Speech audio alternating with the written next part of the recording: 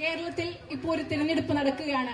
ആ തിരഞ്ഞെടുപ്പ് എന്ന് പറയുന്നത് കേരളത്തിന്റെ ഭാവിയെക്കുറിച്ചുള്ള ഒരു തിരഞ്ഞെടുപ്പാണ്. After coming to Kerala as an MP, I got to see Kerala differently than before I was an MP. കേരളത്തിലെ ഒരു പാർലമെന്റ് അംഗമായി മാറി കേരളത്തിൽ വന്ന ശേഷം മുൻപ് കണ്ടതിൽ നിന്ന് വളരെ വ്യത്യസ്തമായിട്ടാണ് ഞാൻ കേരളത്തെ കാണുന്നതും മനസ്സിലാക്കുന്നതും.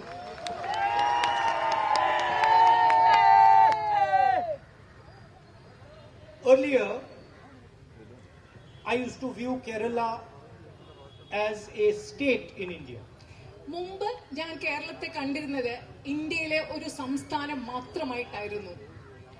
One of many different states. വ്യത്യസ്തങ്ങളായ ധാരാളം സംസ്ഥാനങ്ങളിൽ ഒന്ന് മാത്രമായിട്ടായിരുന്നു മുൻപ് ഞാൻ കേരളത്തെ കണ്ടിരുന്നത്.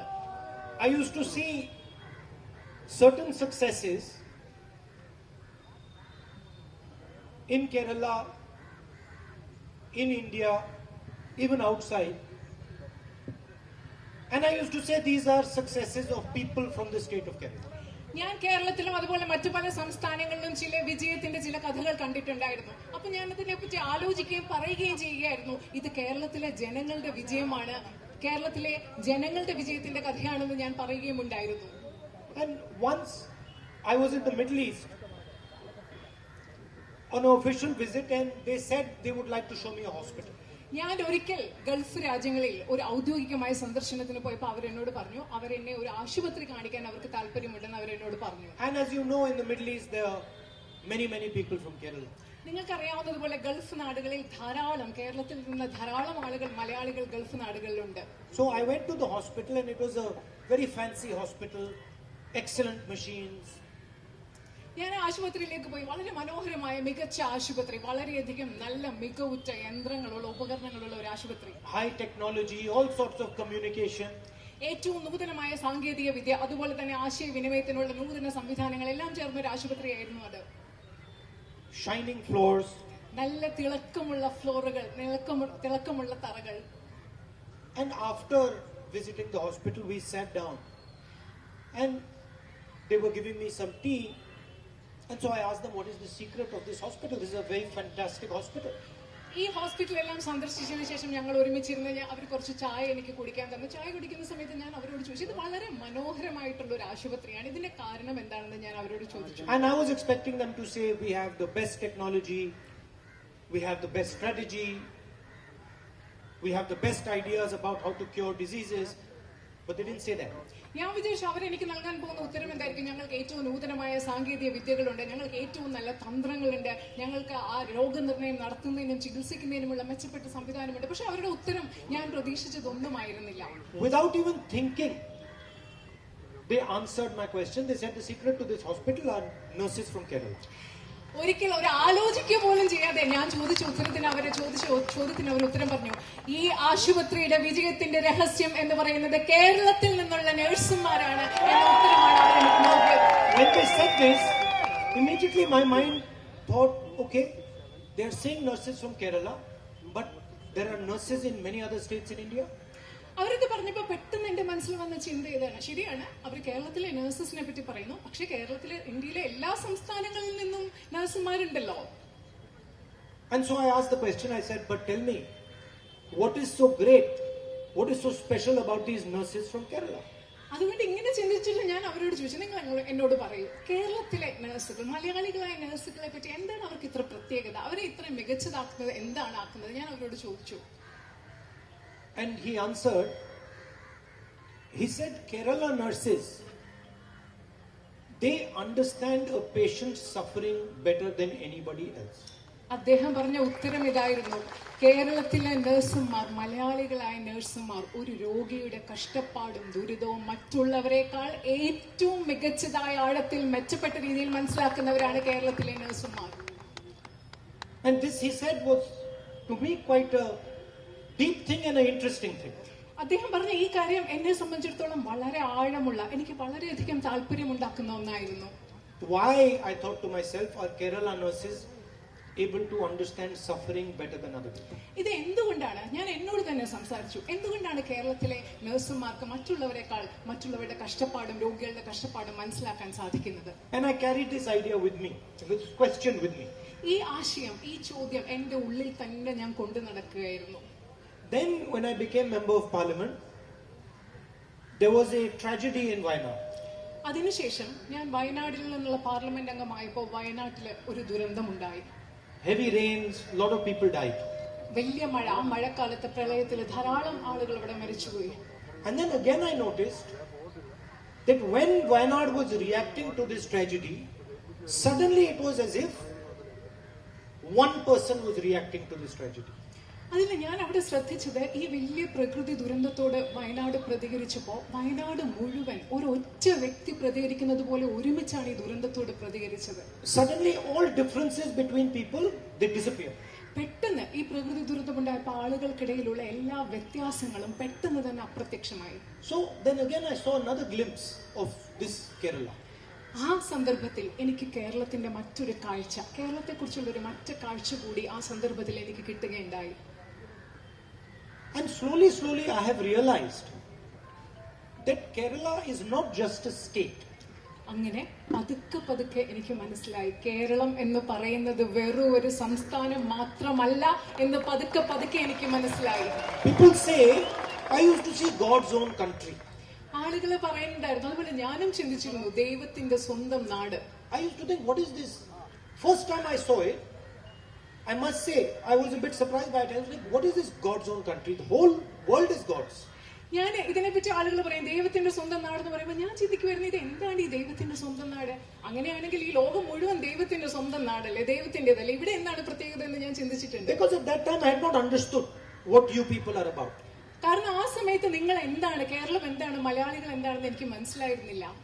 And so slowly, as I've developed a relationship with you, I've started to realize that you're not just a state, you're an idea, you're a way of looking at the world.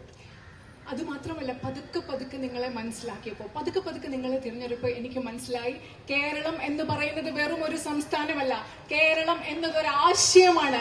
ലോകത്തെ കാണുന്ന, ചുറ്റുപാടുകളെ കാണുന്ന ഒരു പ്രത്യേക രീതിയും ആശയവുമാണ് കേരളം എന്ന് എനിക്ക് പതിയെ മനസ്സിലായി. And it is not like, you go to the United States, for example. ഇത് ഉദാഹരണത്തിന് നിങ്ങൾ യുണൈറ്റഡ് സ്റ്റേറ്റ്സ് ഓഫ് അമേരിക്കയിലേക്ക് ഉദാഹരണത്തിന് പോകുന്നത്, ഇത് അതുപോലെയല്ല. Very powerful country. വളരെ ശക്തമായ ഒരു രാജ്യം. And then you talk to them about their history and they say 200 years ago this happened. അവരോട് നിങ്ങൾ അവരുടെ ചരിത്രത്തെ പറ്റി ചോദിക്കുമ്പോൾ അവർ പറയും 200 വർഷങ്ങൾക്ക് മുമ്പ് ഇത് ഞങ്ങളുടെ രാജ്യത്ത് സംഭവിച്ചു. And I remember thinking when they said 200 years ago this happened, I remember thinking there's a tree in my garden which is 150 years old. അവര് 200 വർഷം മുമ്പ് ഞങ്ങളുടെ രാജ്യത്ത് ഇത് സംഭവിച്ചു എന്ന് പറയുമ്പോൾ ഞാൻ പെട്ടെന്ന് ഓർക്കുക, എന്റെ പൂന്തോട്ടത്തിൽ, എന്റെ വീടിന് മുമ്പിലെ പൂന്തോട്ടത്തിൽ ഒരു മരമുണ്ട്, 180 വർഷം പഴക്കമുള്ള മരമുണ്ടെന്നുള്ള കാര്യം ഞാൻ ഓർത്തു. So it is not just an idea that is new. അത് പറയുമ്പോൾ അതിന്റെ അർത്ഥം ഇത് വെറുതെ പുതിയ ഒരു ആശയം മാത്രമല്ല. It's an idea that is very old and comes with a profound experience. ഈ ആശയം എന്ന് പറയുന്നത് വളരെയധികം പഴക്കമുള്ളതാണ്. അതുമാത്രമല്ല, ഈ ആശയം ആഴത്തിലുള്ള അനുഭവ സമ്പത്തുമായിട്ടാണ് നിങ്ങളുടെ മുൻപിൽ വരുന്നതും പ്രകടമാകുന്നതും. For example, we are sitting in a religious cultural center. ഉദാഹരണത്തിന് നമ്മളിപ്പം ഇവിടെ മതപരവും സാംസ്കാരികവുമായിട്ട് ഒരു കേന്ദ്രത്തിലാണ് നമ്മൾ ഇന്ന് ഇവിടെ ഇരിക്കുന്നത്. A center of knowledge. ഇത് അറിവിന്റെ ഒരു കേന്ദ്രമാണ്.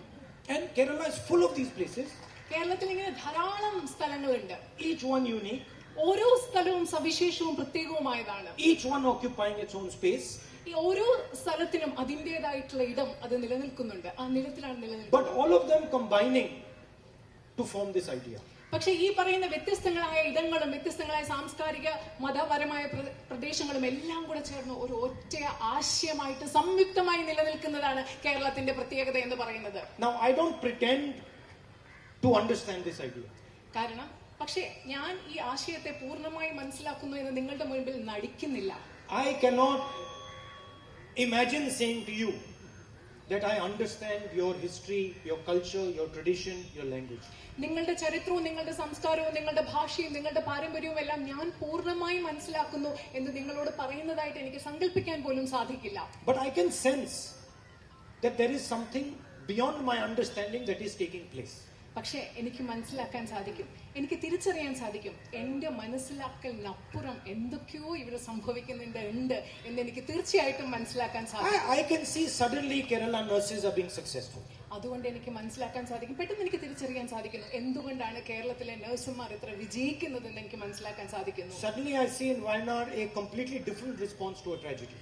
അതുകൊണ്ടാണ് വയനാട്ടിൽ എങ്ങനെയാണ് ഒരു ദുരന്തം വന്നപ്പോൾ വളരെ വ്യത്യസ്തമായി വയനാട്ടിലെ ആളുകൾ പ്രതികരിക്കുന്നതെന്ന് എനിക്ക് മനസ്സിലാക്കാൻ സാധിക്കുന്നു. I see young Keralites becoming successful in IT. IT sector, വിവര സാങ്കേതിക വിദ്യയുമായിട്ട് ബന്ധപ്പെട്ട മേഖലകളിൽ കേരളത്തിലെ മലയാളികൾ, ചെറുപ്പക്കാരായ മലയാളികൾ എന്തുകൊണ്ട് എങ്ങനെ വിജയിക്കുന്നു എന്ന് എനിക്ക് കാണാനും മനസ്സിലാക്കാനും സാധിക്കുന്നു. And that is my problem with the BJP and the RSS. ഇത് തന്നെയാണ് BJPയോടും RSSനോടും എനിക്കുള്ള പ്രശ്നം എന്ന് പറയുന്നത്. And my problem is, it comes from two angles. എന്റെ പ്രശ്നം BJPയോടും RSSനോടുമുള്ള എന്റെ പ്രശ്നം രണ്ട് തലങ്ങളിൽ നിന്നുള്ള പ്രശ്നങ്ങളാണ്. The first is they attack this unity and this idea. ആദ്യത്തെ BJPയോടും RSSനോടുമുള്ള എന്റെ പ്രശ്നം എന്ന് പറയുന്നത് കേരളത്തിന്റെ ഈ ഐക്യത്തെ, ഈ ആശയത്തെ BJPയും RSSും ആക്രമിക്കുന്നു എന്നുള്ളതാണ്. And the second, they pretend to understand it. രണ്ടാമത്തെ കാര്യം എന്ന് പറയുന്നത് അവർ കേരളത്തെ മനസ്സിലാക്കുന്നു എന്ന് നടിക്കുന്നു, അഭിനയിക്കുന്നു. അതാണ് എന്റെ രണ്ടാമത്തെ പ്രശ്നം BJPയോടും RSSനോടും ഉള്ളത്. Which is an act of extreme arrogance. ഈ പറയുന്നത് കേരളത്തിലെ മനസ്സിലാക്കുന്നു എന്നവർ പറയുന്നത് ഏറ്റവും അധികം ധാർഷ്ട്യമുള്ള ഒരു പ്രവൃത്തി തന്നെയാണ്. And frankly, it goes against our religion. സത്യത്തിൽ പറഞ്ഞാൽ അത് നമ്മളുടെ മതത്തിനെതിരായിട്ട് പോകുന്ന ഒന്നാണ്. The core of our religion says that there are things that are beyond your understanding. മതത്തിന്റെ സാരാംശം എന്ന് പറയുന്നത്, മതത്തിന്റെ കാതൽ എന്ന് പറയുന്നത് മനുഷ്യന് മനസ്സിലാക്കുന്നത്, നിങ്ങൾക്ക് മനസ്സിലാക്കുന്നതിനപ്പുറം ധാരാളം കാര്യങ്ങൾ ഉണ്ടെന്നാണ് മതങ്ങൾ പറയുന്നത്. In fact, the core of all religions says that. സത്യത്തിൽ പറഞ്ഞാൽ എല്ലാ മതങ്ങളുടെയും സാരാംശം പറയുന്നത് ഇതാണ്. And it says that you need to accept that there are certain things beyond your understanding and you need to be humble.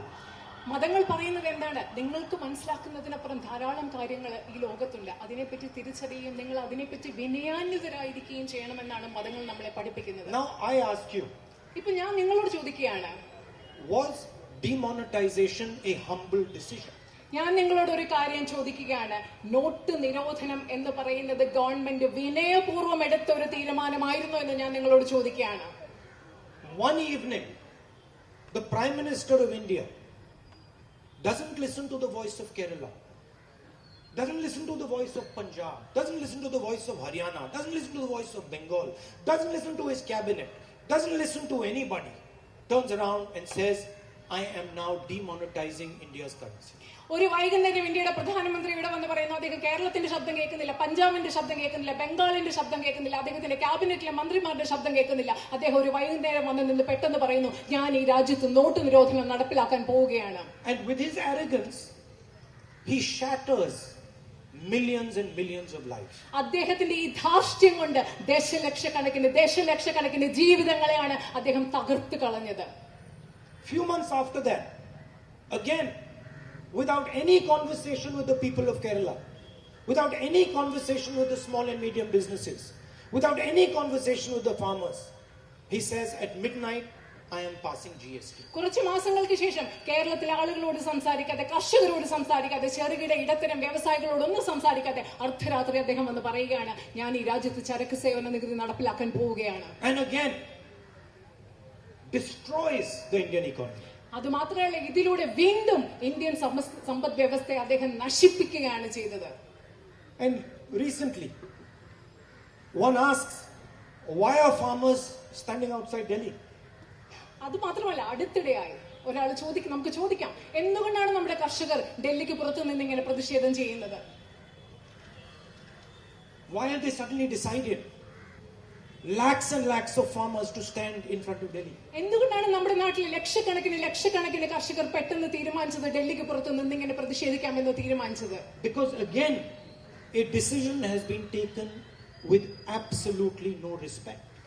എന്തുകൊണ്ടെന്നാൽ വീണ്ടും demonetise not നിരോധനത്തിനും GSTക്കും ശേഷം ഒരു ബഹുമാനവും ഈ രാജ്യത്തെ ജനങ്ങളോടില്ലാതെ പ്രധാനമന്ത്രി മറ്റൊരു തീരുമാനം കൂടി എടുത്തു. COVID. I spoke to workers, hundreds of workers, Covid കാലത്ത് ഞാൻ നൂറുകണക്കിന് തൊഴിലാളികളോട് സംസാരിക്കുകയുണ്ടായി. thousands of workers walking back from cities to their homes. ആയിരക്കണക്കിന് തൊഴിലാളികൾ നഗരങ്ങളിൽ നിന്ന് അവരുടെ വീടുകളിലേക്ക് നടന്നു പോവുകയായിരുന്നു. Crying. അവര് കരഞ്ഞുകൊണ്ടാണ് പോയിക്കൊണ്ടിരുന്നത്. And I asked them, what are you feeling? ഞാൻ അവരോട് ചോദിച്ചു, നിങ്ങളുടെ മനസ്സിൽ നിങ്ങൾക്ക് ഇപ്പൊ എന്താണ് തോന്നുന്നത്? And the answer was, didn't the Prime Minister understand that if he does a lockdown with no warning, people like us will die? അവരുടെ മറുപടി ഇതായിരുന്നു, ഈ രാജ്യത്തെ പ്രധാനമന്ത്രിക്ക് മനസ്സിലാവില്ലേ, ഒരു മുന്നറിയിപ്പ് നൽകാതെ ഇങ്ങനെ ലോക്ക്ഡൌൺ തന്നാൽ ഞങ്ങളെ പോലെയുള്ള ആളുകൾ ഇല്ലാതാവും, നശിച്ചു പോകുമെന്ന് ഈ രാജ്യത്തെ പ്രധാനമന്ത്രിക്ക് മനസ്സിലാവുന്നില്ല എന്നാണ് അവർ ചോദിച്ചത്. Crying, they told me, why didn't he just wait for 4 days? അവര് കരഞ്ഞുകൊണ്ട് എന്നോട് ചോദിച്ചു, എന്തുകൊണ്ടാണ് ഈ രാജ്യത്തെ പ്രധാനമന്ത്രിക്ക് ലോക്ക്ഡൌൺ പ്രഖ്യാപിക്കാൻ വേണ്ടി 4 ദിവസം കൂടി കാത്തിരിക്കാൻ പറ്റാഞ്ഞതെന്ന്. We have lost everything we had. ഞങ്ങൾക്കുള്ള എല്ലാം ഞങ്ങൾക്ക് നഷ്ടപ്പെട്ടിരിക്കുന്നു. And then when they asked for a bus ticket, for a train ticket to go back home, he says no. അത് മാത്രമല്ല, ഇത്രയും കഷ്ടപ്പെട്ട ആ തൊഴിലാളികളെ വീട്ടിൽ തിരിച്ചു പോകാൻ ബസ് ടിക്കറ്റ് ചോദിച്ചപ്പോ, ട്രെയിൻ ടിക്കറ്റ് ചോദിച്ചപ്പോ പ്രധാനമന്ത്രി ഇല്ല എന്ന മറുപടിയാണ് അവർക്ക് കൊടുത്തത്. What exactly is religious about this action? ഈ ചെയ്യുന്ന കാര്യങ്ങൾ, നമ്മുടെ പ്രധാനമന്ത്രി ചെയ്യുന്ന ഈ കാര്യങ്ങളിൽ മതപരമായിട്ടുള്ളത് എന്താണ്? What is Hindu about this action? ഈ ചെയ്യുന്ന പ്രവർത്തികളിൽ ഒരു ഹിന്ദുവിന്റേതായ എന്ത് സ്വഭാവമാണ് ഈ പ്രധാനമന്ത്രിയുടെ പ്രവർത്തികളിൽ ഉള്ളത്? I just see pure arrogance. ഞാൻ കാണുന്നത് ശുദ്ധമായ ധാർഷ്ട്യമാണ് ഈ പ്രവർത്തികളിൽ കാണുന്നത്, And nothing else. മറ്റൊന്നുമല്ല. And that is what we are fighting in Kerala. അതിനെയാണ്, ഈ ശുദ്ധമായ ധാർഷ്ട്യത്തെയാണ് നമ്മൾ കേരളത്തിൽ പോരാടുന്നത്, അതിനെതിരെയാണ് കേരളത്തിൽ പോരാടുന്നത്. Our friends on the left, they are no different. നമ്മുടെ ഇതുപോലെ ഇവിടുത്തെ BJP പറയുന്നതിൽ നിന്നും ഒട്ടും വ്യത്യസ്തമല്ല നമ്മുടെ ഇടതുപക്ഷ ഗവൺമെന്റിന്റെ സുഹൃത്തുക്കൾ ഇവിടെ. They do the same division that the BJP does. BJP ചെയ്യുന്ന അതേ വിഭാഗീയതയും വിഭജനവുമാണ് ഇടതുപക്ഷത്തിലെ ആളുകൾ കേരളത്തിൽ ചെയ്തുകൊണ്ടിരിക്കുന്നത്. They spread the same exact hatred. They divide society in exactly the same way. Our BJP പരത്തുന്നത് പോലെയുള്ള അതേ വിദ്വേഷമാണ് കേരളത്തിൽ പരത്തുന്നത്. അതുപോലെ BJP എങ്ങനെ കേരളത്തെ വിഭജിക്കുന്നു അതേ രീതിയിൽ തന്നെയാണ് ഇടതുപക്ഷവും കേരളത്തെ വിഭജിക്കാൻ ശ്രമിച്ചുകൊണ്ടിരിക്കുന്നത്. It's interesting to me that the Prime Minister spends every single day saying Congress Mukt Bharat. എന്നെ സംബന്ധിച്ചിടത്തോളം വളരെയധികം താല്പര്യമുള്ള ഒരു വസ്തുതയാണ്, ഈ രാജ്യത്തിന്റെ പ്രധാനമന്ത്രി എല്ലാ ദിവസവും പറയുന്ന ഒന്നാണ് കോൺഗ്രസ് മുക്ത ഭാരതം എന്നുള്ളത്. I have never heard the Prime Minister say CPM Left Front Mukt Bharat or CPM Left Front Mukt Kerala. Never. എല്ലാ ദിവസവും കോൺഗ്രസ് മുക്ത ഭാരതം എന്ന് പറയുന്ന പ്രധാനമന്ത്രി ഒരിക്കൽ പോലും CPM ഇടതുപക്ഷ മുക്ത ഭാരതം എന്നോ CPM ഇടതുപക്ഷ മുക്ത കേരളം എന്നോ പറയുന്നത് ഞാൻ ഒരിക്കലും കേട്ടിട്ടില്ല. And in every single government where BJP is not present, the Prime Minister uses the CBI and the ED to overthrow the government, to attack the government all day long. BJP അധികാരത്തിലുള്ള എല്ലാ സംസ്ഥാനങ്ങളും പ്രധാനമന്ത്രി CBI ഉപയോഗിക്കും, enforcement ഡയറക്ടറേറ്റിനെ ഉപയോഗിക്കും ആ ഗവൺമെന്റിനെ താടിയിടാൻ, അട്ടിമറിക്കാൻ വേണ്ടി. I want to understand why they are not doing that to the left front. എനിക്ക് മനസ്സിലാക്കാൻ ആഗ്രഹമുണ്ട്, എന്തുകൊണ്ട് പ്രധാനമന്ത്രിയും BJPയും കേരളത്തിലെ ഇടതുപക്ഷ ഗവൺമെന്റിനെ താഴെയിറക്കാൻ വേണ്ടി EDയും CBI ഉപയോഗിക്കുന്നില്ല എന്ന് മനസ്സിലാക്കാൻ എനിക്ക് ആഗ്രഹമുണ്ട്. It's a mystery to me. എനിക്ക് ഒരു രഹസ്യമാണിത്, ഇതൊരു നിഗൂഢതയാണ് എന്നെ സംബന്ധിച്ചിടത്തോളം. Open corruption taking place in Kerala. വളരെ തുറന്ന രീതിയിലാണ് കേരളത്തിൽ അഴിമതി നടന്നുകൊണ്ടിരിക്കുന്നത്. The whole state knows about it. ഈ രാജ്യം, ഈ സംസ്ഥാനത്ത് മുഴുവനുള്ളവർക്കും കേരളത്തിൽ നടക്കുന്ന അഴിമതിയെ കുറിച്ച് I don't expect the left front to investigate it. ഞാൻ ഒരിക്കലും ഇടതുപക്ഷ ഗവൺമെന്റ് ഇതിനെപ്പറ്റി അന്വേഷിക്കുമെന്ന് ഞാൻ പ്രതീക്ഷിക്കുന്നില്ല. Why should they? They're the culprits. എന്തിനാണ് അവർ ചെയ്യുന്നത്? കാരണം ഇതിലെ കുറ്റവാളികൾ അവരാണ്. But ask yourself why the BJP is not investigating. പക്ഷേ നിങ്ങൾ സ്വയം ചോദിക്കുക, എന്തുകൊണ്ടാണ് BJP ഇതിനെപ്പറ്റി അന്വേഷിക്കാത്തത്? Because the BJP has only one goal. കാരണം BJPക്ക് ഒറ്റ ലക്ഷ്യം മാത്രമേ ഉള്ളൂ, Elimination of the Congress. കോൺഗ്രസിനെ നിർമ്മാർജ്ജനം ചെയ്യുക, കോൺഗ്രസിനെ ഇല്ലാതാക്കുക എന്ന ഒറ്റ ലക്ഷ്യം മാത്രമേ BJPക്ക് ഉള്ളൂ. Now let me tell you what the Congress is. ഇപ്പോ ഞാൻ നിങ്ങളോട് പറയട്ടെ, കോൺഗ്രസ് എന്താണെന്ന് ഞാൻ നിങ്ങളോട്. Congress is not just an organization. Congress എന്ന് പറയുന്നത് വെറും ഒരു സംഘടന മാത്രമല്ല. I said to you earlier, Kerala is not a state. it is an idea. ഞാൻ നേരത്തെ നിങ്ങളോട് പറഞ്ഞു കേരളം എന്ന് പറയുന്നത് വെറും ഒരു സംസ്ഥാനമല്ല, കേരളം ഒരു ആശയമാണ്. And Congress is not an organization, it is an idea. Congress എന്ന് പറയുന്നതും അതേപോലെ, കോൺഗ്രസ് വെറും ഒരു സംഘടന മാത്രമല്ല, കോൺഗ്രസ് ഒരു ആശയമാണ്. And the BJP is not worried about the organization. ബിജെപിക്ക് ഈ സംഘടനയെ പറ്റി യാതൊരു ദുഃഖവുമില്ല. ബിജെപിക്ക് ആകുലത ആ സംഘടനയെ പറ്റിയല്ല. They are worried about the idea. ബിജെപിക്ക് ഏറ്റവും വിഷമമുള്ളതും ആകുലതയുള്ളതും കോൺഗ്രസ് എന്ന് പറയുന്ന ആശയത്തെ കുറിച്ചാണ്. And the idea is very simple. ആ ആശയം എന്ന് പറയുന്നത് വളരെ ലളിതമാണ്. The idea is togetherness, ആ ആശയം എന്ന് പറയുന്നത് ഒത്തൊരുമയാണ്, sameness, സമാനതയാണ്, respect, ബഹുമാനമാണ്, affection. സ്നേഹമാണ്. This is the idea. ഇതാണ് കോൺഗ്രസ് എന്ന് പറയുന്ന ആശയം എന്ന് പറയുന്നത്. The Congress only develops, the Congress organization only builds on top of this idea. ഈ ആശയത്തിന്റെ മുകളിലാണ് കോൺഗ്രസ് എന്ന് പറയുന്ന സംഘടനയെ ഞങ്ങൾ പടുത്തുയർത്തുന്നത്. And I have come to you to say that the idea of Kerala and the idea of Congress share many things. ഞാൻ നിങ്ങളോട് ഇവിടെ പറയാൻ വന്നിരിക്കുന്നത് എന്താന്ന് പറഞ്ഞാൽ, കോൺഗ്രസ് എന്ന ആശയവും കേരളം എന്ന് പറയുന്ന ആശയവും തമ്മിൽ പൊതുവായിട്ടുള്ള ഒരുപാട് കാര്യങ്ങളുണ്ട്. ഈ ആശയങ്ങൾ തമ്മിൽ പരസ്പരം വലിയ രീതിയിലുള്ള ഒരു പങ്കിടലുണ്ട് എന്ന് നിങ്ങളോട് പറയാനാണ് ഞാൻ ഇവിടെ വന്നിരിക്കുന്നത്. Mutual respect, പരസ്പര ബഹുമാനം, affection, സ്നേഹം, togetherness, ഒത്തൊരുമ, conversation, സംഭാഷണം, belief in other people. മറ്റുള്ള ആളുകളിലുള്ള വിശ്വാസം. And what the doctor told me in the Middle East, അതാണ് മിഡിൽ ഈസ്റ്റിലെ ഗൾഫ് രാജ്യത്തിലെ ആശുപത്രിയിലെ ആ ഡോക്ടർ എന്നോട് പറഞ്ഞത്. the ability to see someone else's pain. മറ്റൊരാളിന്റെ വേദന കാണാനും മനസ്സിലാക്കാനുമുള്ള കഴിവ്. The BJP and the RSS knows that the day there is togetherness, affection and the ability to see each other's pain, the BJP and the RSS are gone.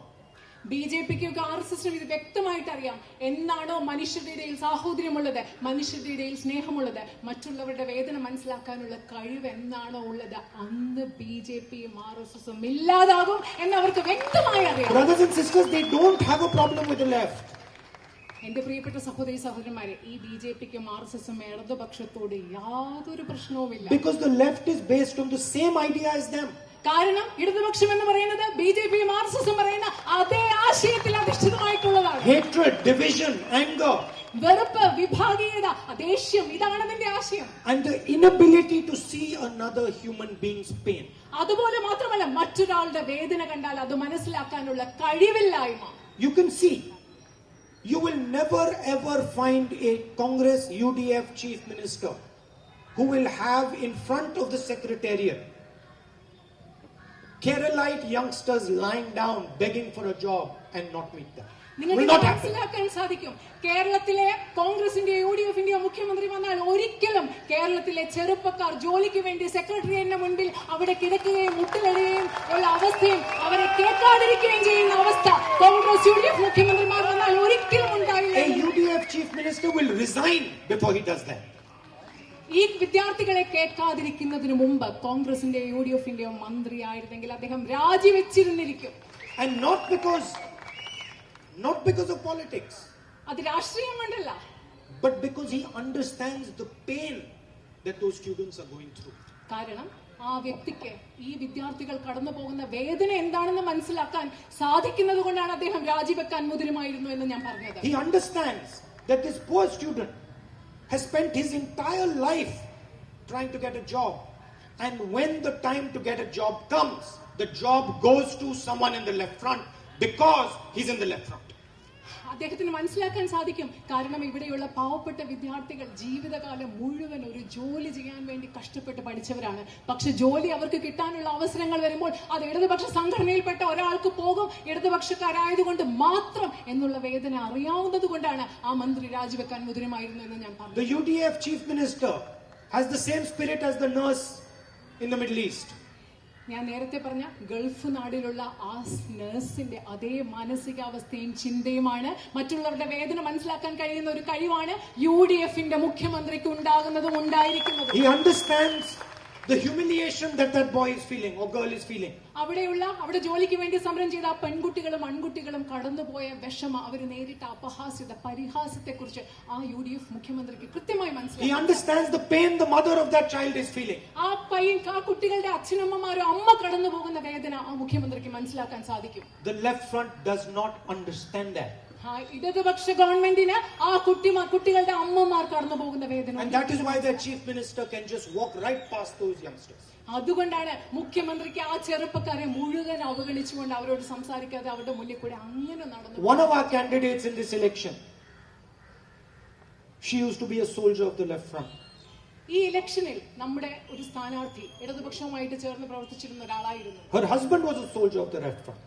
ആ സ്ഥാനാർത്ഥിയുടെ husband പോലും ഭർത്താവും ജീവിത പങ്കാളിയും They didn't agree with the left front. പക്ഷേ അവര് ഇടതുപക്ഷത്തോട് ചേർന്നില്ല. അവർക്ക് വിയോജിപ്പുകൾ ഉണ്ടായിരുന്നു. The husband was murdered. ആ ഹസ്ബൻഡ്, ആ സ്ഥാനാർത്ഥിയുടെ ഹസ്ബൻഡ് എന്ന് പറയുന്ന ആള് കൊലപാതകം ചെയ്യപ്പെട്ടു, കൊല്ലപ്പെട്ടു. 52 pieces. 52 കഷണം ആള് കൊലപാതകം ചെയ്യപ്പെട്ടു, കൊല്ലപ്പെട്ടു. 52 pieces. 52 കഷണം. 52 pieces. 52 കഷണങ്ങൾ. No congressman, no Congress worker could ever do such an act.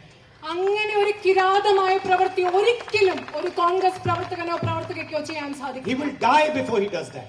അത് ചെയ്യുന്നതിന് മുമ്പ് ഞങ്ങളായിരിക്കും മരിക്കുന്നത്. He will get cut into 52 pieces before he does that. ഇങ്ങനെ ഒരു പ്രവൃത്തി ചെയ്യുന്നതിന് മുമ്പ് ഒരു കോൺഗ്രസ് പ്രവർത്തകയോ സ്വയം 52 കഷ്ണങ്ങളായി 51 കഷ്ണങ്ങളായി മുറിക്കുക എന്നത്. And that is your state's tradition. അതാണ് നിങ്ങളുടെ സംസ്ഥാനത്തിന്റെ പാരമ്പര്യം എന്ന് പറയുന്നത്. Completely refusing to accept injustice. അനീതിയെ പൂർണ്ണമായി നിരാകരിക്കുക, അനീതിയെ ഉൾക്കൊള്ളാൻ അല്പം പോലും തയ്യാറാകാതിരിക്കുക എന്നതാണ് ഈ സംസ്ഥാനത്തിന്റെ പാരമ്പര്യം എന്നത്. Now let us talk about your future. ഇപ്പോ നമുക്ക് നമ്മുടെ ഭാവിയെ കുറിച്ച് സംസാരിക്കാം. What is the biggest problem in Kerala today? ഇന്ന് കേരളത്തിലെ ഏറ്റവും വലിയ പ്രശ്നം എന്ന് പറയുന്നത് എന്താണ്? It is reflected in those boys in front of the secretariat. കേരളത്തിലെ ഏറ്റവും വലിയ പ്രശ്നം എന്ന് പറയുന്നത് സെക്രട്ടേറിയറ്റിന് മുമ്പിലുള്ള ആ ആൺകുട്ടികളുടെ പ്രവൃത്തിയിൽ പ്രതിഫലിക്കുന്നതാണ്. Those boys, there were 15-20 of them, but millions of Keralites would want to go and lie down over there. അവിടെ 15 പേരോ 20 പേരോ സെക്രട്ടേറിയറ്റിന് മുമ്പിൽ അവിടെ കിടന്നിട്ടുണ്ടാവും. പക്ഷേ ഇവിടെ ലക്ഷക്കണക്കിന് മലയാളി കുട്ടികൾ അങ്ങനെ ചെയ്യണം, അവിടെ പോകാൻ ആഗ്രഹിക്കുന്നവരുണ്ട്. They represent the aspirations of Kerala's youngsters. കേരളത്തിലെ ചെറുപ്പക്കാരുടെ അഭിലാഷങ്ങളും ആഗ്രഹങ്ങളുമാണ് സെക്രട്ടേറിയറ്റിന് മുമ്പിൽ ഇരുന്ന ആ ആൺകുട്ടികളും പെൺകുട്ടികളും. An aspiration that has been smashed at the national level by the BJP and RSS and at the state level by the CPM.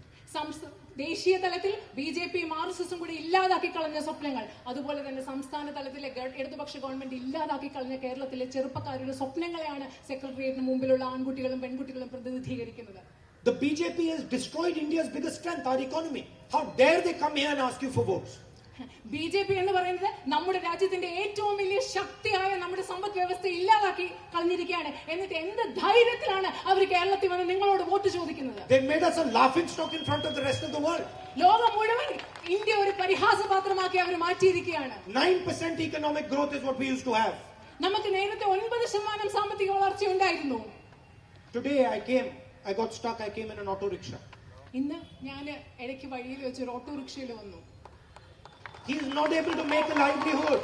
ആ ഓട്ടോറിക്ഷക്കാരന് ഒരു ഉപജീവന മാർഗം ഉണ്ടാക്കാൻ സാധിക്കുന്നില്ല. He says all my money goes into paying for the fuel.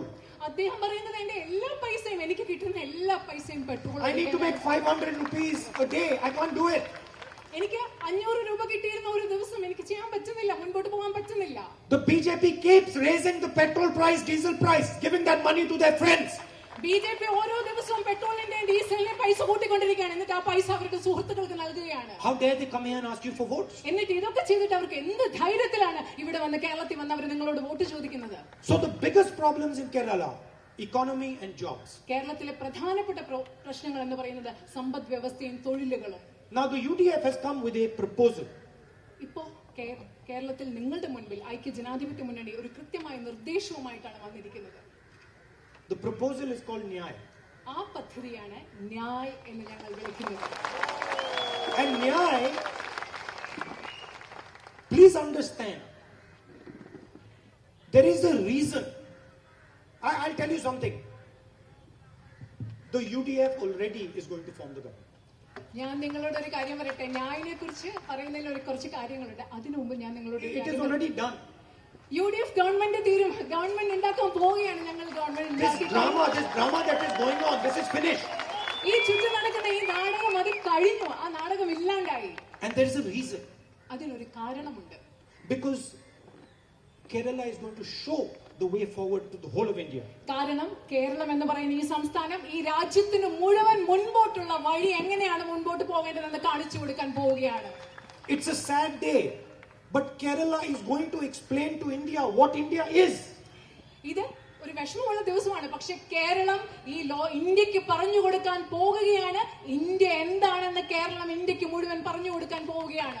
And Kerala is going to be the first state in India that is not going to have a single poor person after the UDF government comes to power. UDF ഐക്യജനാധിപത്യ government അധികാരത്തിൽ വന്ന ശേഷം കേരളം ഇവിടെ ഒരു ദരിദ്രനായ വ്യക്തി പോലും ഇല്ലാത്ത ഇന്ത്യയിലെ ആദ്യത്തെ സംസ്ഥാനമായി മാറാൻ പോവുകയാണ്. Not one. ഒരാൾ പോലും, പാവപ്പെട്ട ഒരു മനുഷ്യൻ പോലും ഇല്ലാത്ത സംസ്ഥാനം. And there is a reason Nyaya is coming to Kerala. ഞാൻ എന്തുകൊണ്ടാണ് കേരളത്തിൽ വരുന്നത്? അതിനൊരു കാരണമുണ്ട്. Because it has to go from Kerala to the rest of India. കാരണം കേരളത്തിൽ നിന്ന് വേണം ന്യായ പദ്ധതി ഇന്ത്യ മുഴുവൻ പടർന്ന് പന്തലിക്കാനും ഇന്ത്യ മുഴുവനും നടക്കാനും. And you take it from me. You take it from me. The UDF is coming to power and Nyaya is going to happen here. And then from here it is going to every single state. നിങ്ങൾ എന്നെ വിശ്വസിക്കുക, ഞാൻ പറയുന്നത് വിശ്വസിക്കുക. ഐക്യജനാധിപത്യ government ഇവിടെ അധികാരത്തിൽ വരാൻ പോവുകയാണ്. അധികാരത്തിൽ വന്ന് ഞങ്ങൾ ഇവിടെ ന്യായം നടപ്പിലാക്കാൻ പോവുകയാണ്. ഇവിടെ ന്യായം നടപ്പിലാക്കി കഴിഞ്ഞാൽ കേരളത്തിൽ നിന്നും ഇന്ത്യ മുഴുവൻ ന്യായ പദ്ധതി നടപ്പിലാക്കാൻ പോവുകയാണ്. നിങ്ങൾ എന്നെ വിശ്വസിക്കുക. 6,000 rupees a month. 6000 രൂപ ഒരു മാസം. Every single month. ഓരോ മാസവും 6000 രൂപ. 72,000 rupees a year. 72,000 രൂപ ഒരു വർഷം. Every single year. ഓരോ വർഷവും 72,000 രൂപ. Until that family is out of poverty. ദാരിദ്ര്യത്തിന് മുകളിലേക്ക്, ദാരിദ്ര്യരേഖയ്ക്ക് മുകളിലേക്ക് ഒരു കുടുംബം എത്തുന്നത് വരെ എല്ലാ മാസവും 6000 രൂപയും എല്ലാ വർഷവും 72,000 രൂപയും. Now I spoke to you about the spirit of Kerala. ഞാൻ കേരളത്തിന്റെ ആത്മവീര്യം, കേരളത്തിന്റെ ചിന്ത, ആത്മാവിനെ പറ്റി നിങ്ങളോട് സംസാരിച്ചു. I spoke to you about experience. കേരളത്തിന്റെ അനുഭവത്തെ കുറിച്ച് ഞാൻ പറഞ്ഞു. I spoke to you about the 200-year-old United States.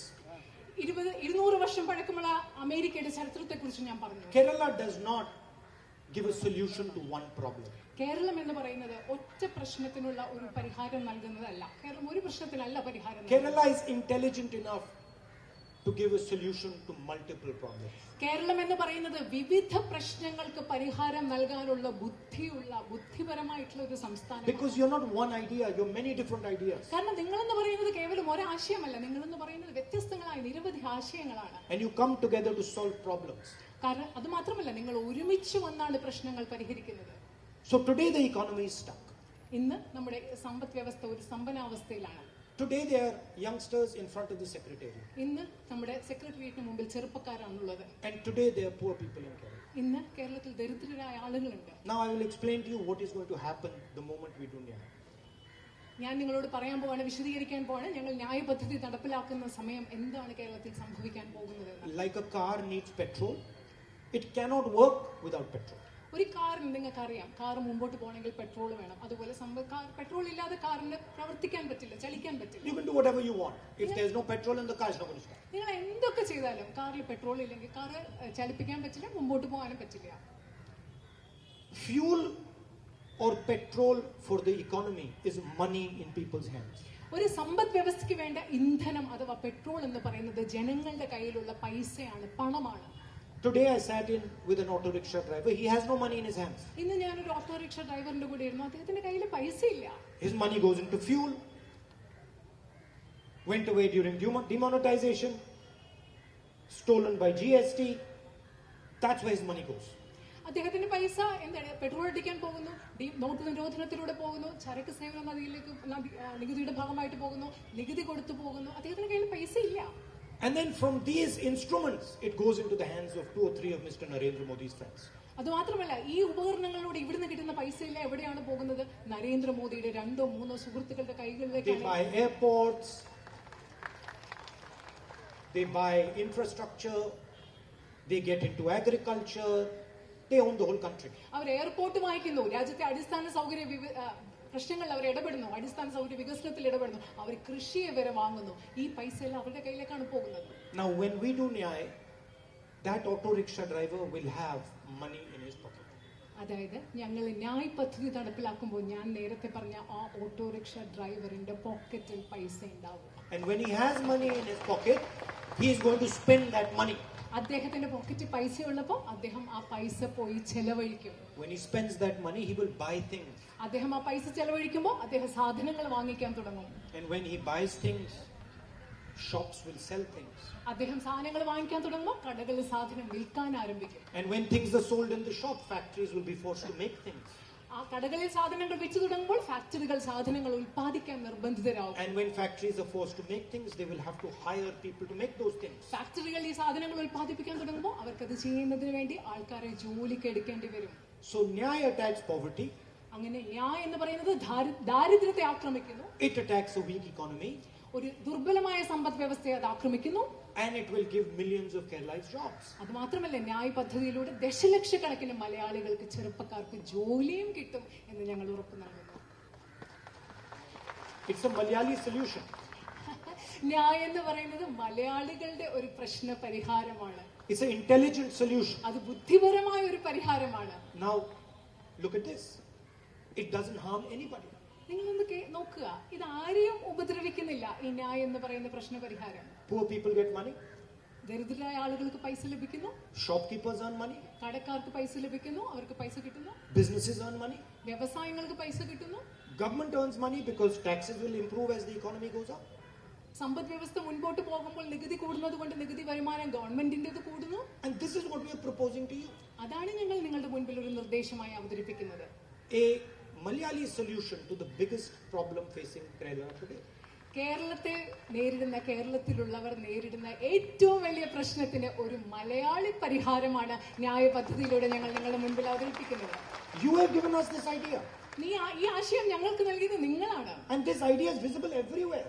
ഈ ആശയം എന്ന് പറയുന്നത് ഇവിടെ എല്ലാം നിങ്ങൾക്ക് കാണാൻ സാധിക്കുന്നതാണ്. In this land.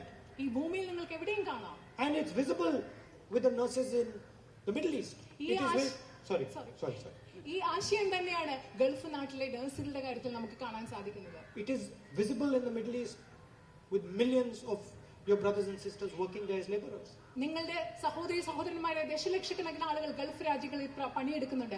അവരിലും നമ്മൾ കാണുന്നത് നിങ്ങൾ പറഞ്ഞ ഇതേ ആശയവും ഈ പരിഹാരവുമാണ്. Now I want to ask you a question.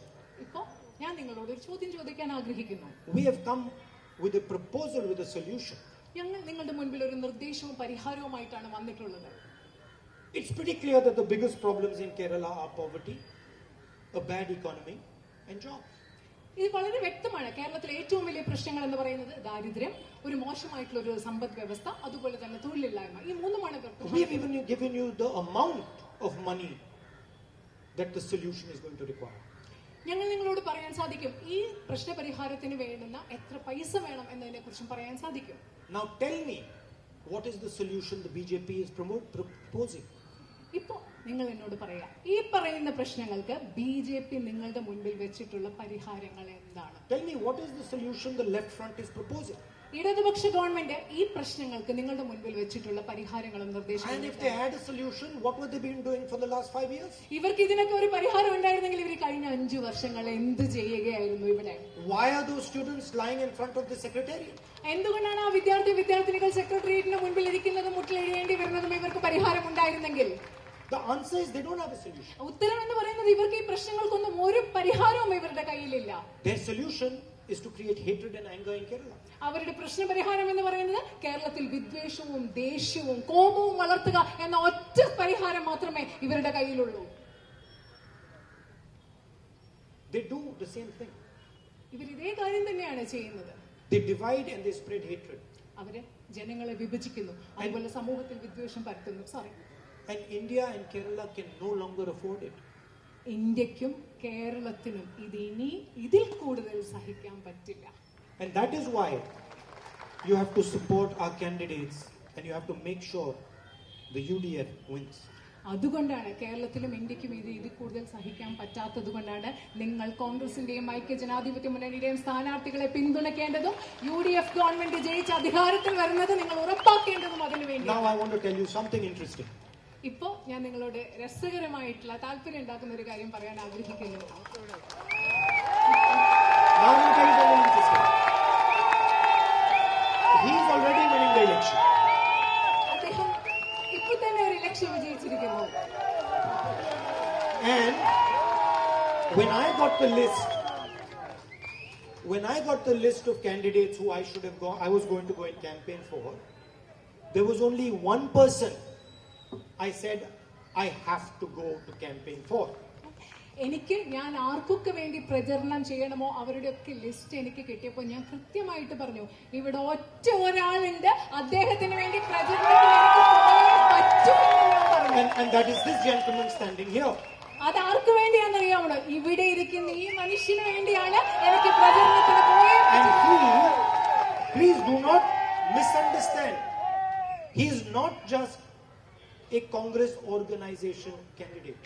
നിങ്ങൾ തെറ്റിദ്ധരിക്കരുത്, അദ്ദേഹം എന്ന് പറയുന്നത് കോൺഗ്രസ് സംഘടനയുടെ ഒരു സ്ഥാനാർത്ഥി മാത്രമല്ല. He represents the idea of Kerala. അദ്ദേഹം കേരളം എന്ന ആശയത്തെയാണ് പ്രതിനിധീകരിക്കുന്നത്. He represents the unity of Kerala. അദ്ദേഹം കേരളത്തിന്റെ ഐക്യത്തെയാണ് പ്രതിനിധീകരിക്കുന്നത്. He represents the spirit of the nurse who is trying to. नमस्कार, मैं हूं मानक गुप्ता। अगर आपको हमारा ये वीडियो पसंद आया हो तो इसे लाइक और शेयर जरूर करें और हाँ, हमें सब्सक्राइब और फॉलो करना ना भूलें ताकि आप देश और दुनिया की कोई खबर मिस ना करें। तो जुड़े रहिए हमारे साथ और देखते रहिए News 24।